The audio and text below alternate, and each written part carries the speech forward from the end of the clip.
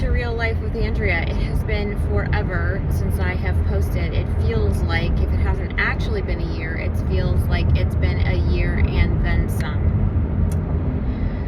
So, I don't know where we left off or what we were doing, but let's just say life has been a whirlwind.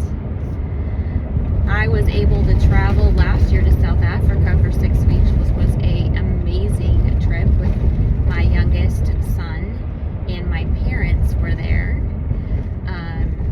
It was just a very eye-opening experience. It was a very difficult adjustment, even though it's not like going to an indigenous people where you're in the middle of nowhere, but it is more rural where we were at, and it was an adjustment to not being able to run to the Walmart that at my house is a mile away, or the Aldi, which I can walk to from across the street, or the coffee shop, or all the things that we do on a daily and weekly basis that are super easy and accessible.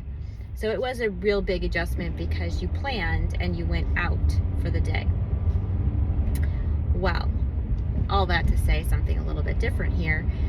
While I was there, I just was able to spend a lot of time contemplating and focusing on where I wanted to go with my life and how I was going to make things happen after just a tough spring financially.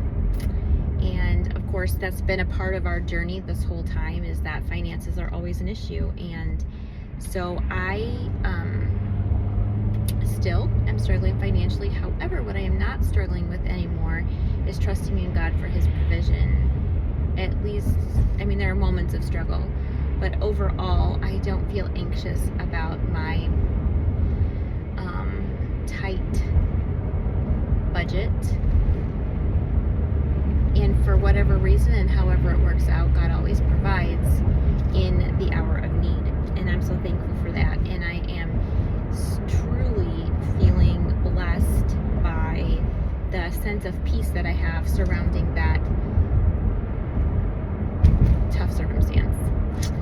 So in all of that, I have looked into and been researching starting businesses, franchises, starting my own business, buying a business that's going out of business, or somebody who wants to retire, trying to buy in and take over. So we've gone all these different routes of how am I going to provide income for my family, and nothing has hit the nail on the head. And through all of that, you have your confidants, you have those that you spend time talking to, and people that you trust. Their feedback is thoughtful. It's thinking of you as far as in your circumstances, not just blowing it out of the water because it's hard or whatever, but people who know your skill sets and know your drive and know those things. Anyway, so you have your set of people that you run ideas by, and typically I will get, oh, that sounds interesting, or you might be able to do that, or no. Well, we've finally come across a couple of subject matters Incoming call. Press Uconnect phone button to answer. In which Call rejected. we have gotten a pretty much unanimous decision of those people and of my family, because we're the second tier of people, that this could really be something. And so we are kicking off soon we'll be on Facebook, Instagram, etc. I haven't decided yet how we're going to do any kind of website application, but we're going to start with Facebook, see what happens. A company called The Joyful Artisan, and as it says in its name, the Lord has given me joy in spite of my circumstances, and I'm an artisan. I like to make things. One of my favorite things to do is to make things. Now, in our beginning here, we've been going to some craft fairs. We're trying to do some in-face things and some craft fairs, trying to do some market research and what do people want and like and what are people's comments, and asking people their opinions about the different products. And so we were told that we have a potpourri of products, and it is exactly what we have. And we're in the process now of kind of narrowing down not only what are the things that people want and that people will purchase and things that will be financially worth doing, but also what do I enjoy doing? Because I will have to continue to do it over and over. It's not the same as being able to be like, oh, we're gonna make cards this week, and I'm tired of doing cards. Next week I'm gonna do something else. So it's still a process, it's still a journey, but we are gonna kick off in the next couple of weeks our Facebook page of The Joyful Artisan. My hope and plan for the future is to develop a specific line of products that are eco-friendly, natural, sustainable, not things that are necessarily a quick fix to problems, but for example, we have a product that we are calling Wraptastic, and they're better known as beeswax wraps. So we're working on our formulation of that to try to find a formulation that lasts a little bit longer, has more uses, and just kind of work through the best sizes to make, because when you make them for yourself, you make whatever size that you want.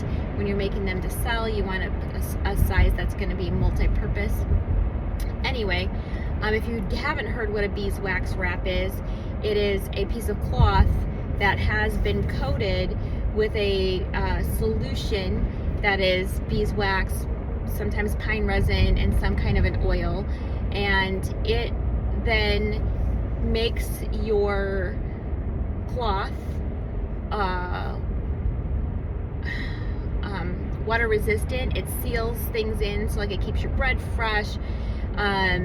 If you have it on top of something and you spill, it would have to be upside down for a really long time before it started to seep through. So replacing kind of that cling wrap or baggy, disposable baggies, taking the a little bit more of the plastic off of our usage and putting it next to our foods and stuff like that. So the beeswax wraps, are the Wraptastic wraps, are something that we are working on, and we do have some that are for sale. We'll be on our Facebook page if you're interested. We'll be keeping up with what markets that we are at, if you're interested in coming and seeing any of our products. But that's one item. Another item that we are working on developing our own formulation for is solid bubble bath. If you have never experienced solid bubble bath, it's a lot of fun. And a bubble bath powder, which is awesome and less messy, and you can make the exact amount of bubbles that you want without wasting, and it is a very cool alternative to liquid bubble bath, and it's used with all natural products. And those are the two we're working on right now. We're also working on multi-use paper towels. So paper towels that you don't throw away, even though it's a single-use paper towel most likely, but then you're gonna wash them and reuse them. So trying to find a material that is absorbent and cleans up those messes quickly and easily. Probably won't be as effective as a paper towel. However, there is always some give when you're going with a different product to try to move to a more natural, more eco-friendly. It's almost like back to the basics, right? These are the things that people used to use when they were cleaning up their messes, and now we've gone to these disposable products, which are convenient, but expensive, filling up the landfills, and full of chemicals that many people are finding to be harmful to their health and the health of their children long term. So those are just three of the things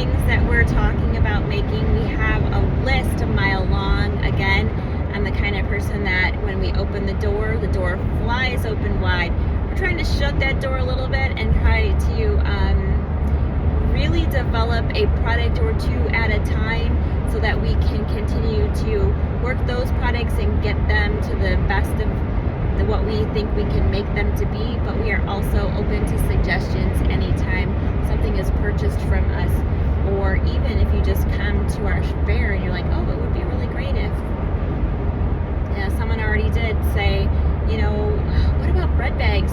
Those beeswax wraps, make a bread bag for your sourdough loaf. And so, or your homemade breads. So anyway, all of that, I'm very excited about this new venture. There's a lot more than I really was thinking about to starting a new venture than just making some products and selling them. So right now we are at the the Highland Park, Illinois Winter Farmers Market on Saturdays. We will be there tomorrow, March 22nd from 10 to 2. We will be at the Farmers Market in Highland Park also on March 29th from 10 to 2. The market is from 10 to 2. And then we will be off for 2 weeks and then back on April 20th, I think, is a Saturday. Anyway, the Saturday, the 19th and the 26th, that's what it is. April 19th and April 26th at the Highland Park Farmers Market, and then the schedule changes. So we'll try to keep those posted as soon as we open our Facebook page, but look for the Joyful Artisan on Facebook and Instagram coming soon. I thank you for your support, and again, I apologize for being gone so long. Life is crazy, and making and posting videos feels in my mind like it's no big deal, and I don't really edit, so it's not like I have that to do. But sometimes it's just remembering to turn the camera on, or having a moment with nobody else in the car, or all the things. Just, I don't know. So I am not promising to be more consistent, and I guess I never did promise that, but life is good. God is good.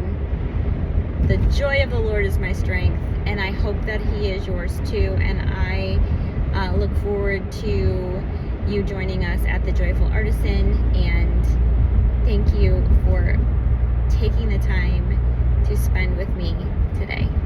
Have a great day.